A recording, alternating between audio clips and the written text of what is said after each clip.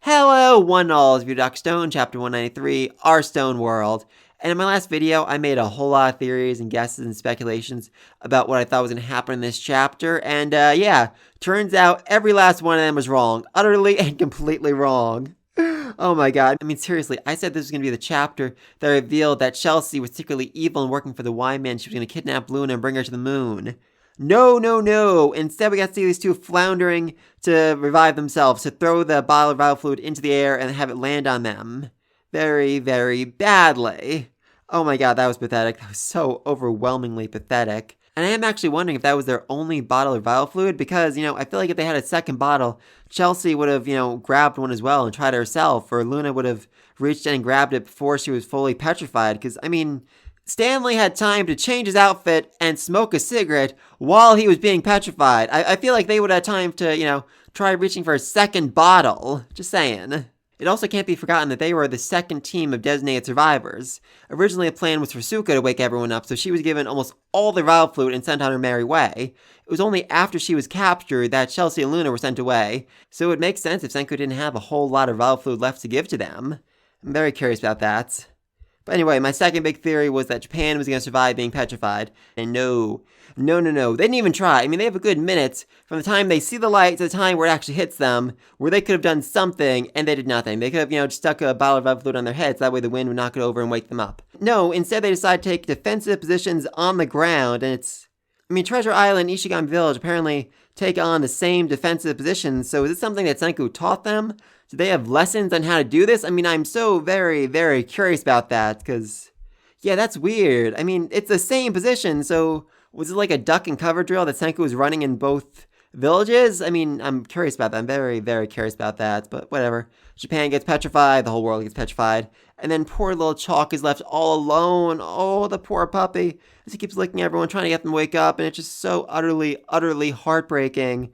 But then, his friend shows up, Sagara, I don't actually know how to pronounce that. The pig that Suka managed to befriend as well, and oh god, they team up and they decide to survive on their own, and we actually get to see them, all grown up after this, after, I'm going to say, 2 or 3 years. They've matured after living by themselves in the wild, and oh god, please, please, for the love of all that is good and holy in this world, let Suka get back in time to meet them before they die of old age, please. Please let Suka meet them before that happens. Seriously. This actually kind of reminds me of the Odyssey, where after years and years at sea, when the main character finally gets home, his dog recognizes him, wags his tail, and then immediately dies. Please don't let that happen. Please, please don't let that happen. But I am wondering about something. I know all my crazy theories were completely and utterly busted this chapter, but that's not going to stop me from making new and crazier theories. These two having grown up, these two having matured like that, could it be foreshadowing another character growing up, another character maturing? I said before that I'm pretty sure that Chelsea and Luna wasted their one and only bottle of vital fluid. They intentionally showed us it shattering on the ground, so I feel like when Suka does wake up, she'll have to essentially make it from scratch, which, that'll be a process, that'll definitely be a process.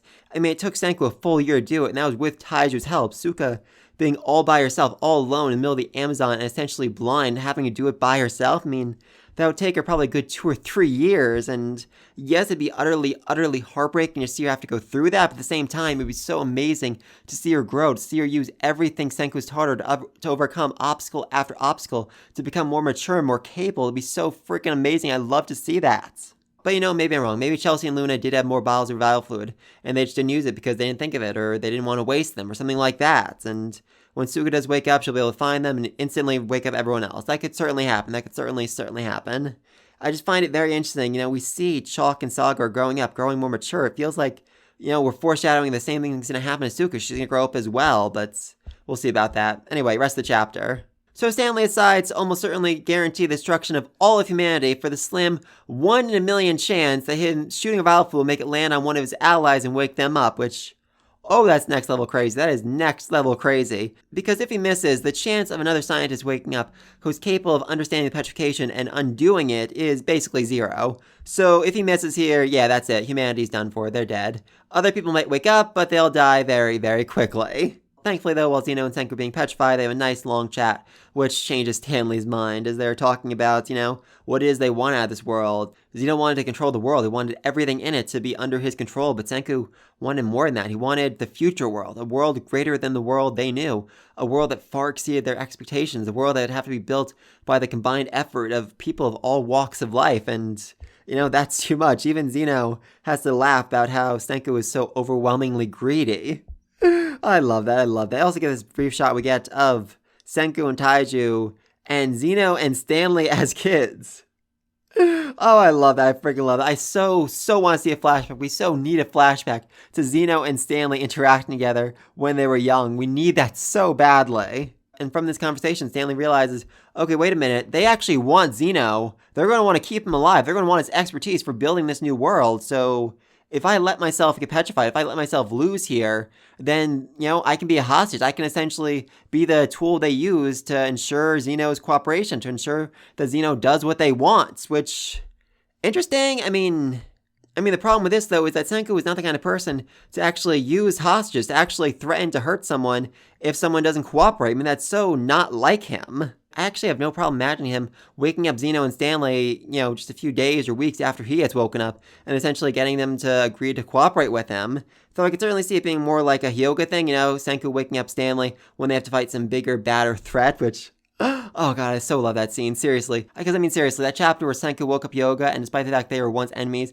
the two had utter and complete faith in one another. That still gives me chills to this day. I just so freaking love it, and that's what I want to see when Stanley wakes up. I want to see Senku give Stanley an order and him to follow it instantly, because Stanley knows that Senku would only wake him up if he needed him to save Zeno, and I just cannot wait for that. I cannot freaking wait for Stanley to wake up again. Oh, that's gonna be fun. Oh, that's gonna be fun. And Stanley, of course, he has to die in style, stripping off his armor and lighting a freaking cigarette as he's being petrified, commenting, not bad at all, you kids. You won this war. Oh, I love it. I freaking love it. I cannot wait to see him come back again. Anyway, so yeah, now the whole world's been petrified, which, is bad. Very, very bad. And of course, they had to include a shot of the moon looking down on the earth. The Y-Man saw this. The Y-Man witnessed it. And I'm just so very, very curious what that means. Are we saying the Y-Man's going to, attack the earth now? He's going to come to the earth to do something because he thinks that all his possible enemies have been defeated? Is he going to go back to sleep because he thinks, oh, they're all petrified again. I'm fine. I can go to sleep. I don't have to worry about them anymore. So he's going to, keep his eyes off the earth. He's going to stop giving the message telling them to petrify themselves over and over again. I'm so curious about that. It was definitely intentional. The Y-Man is definitely aware of this. I'm just not sure what it means. Also, where the frick is the Y-Man? Because we get a fairly large shot of the moon. We don't see any moon colony, any moon city. Is he underground? Is it being camouflaged? What exactly is waiting for them on the moon? So many questions. But yeah, let me know else down below. What do you think is going to happen next? Senku started counting, so how long are they going to have to wait?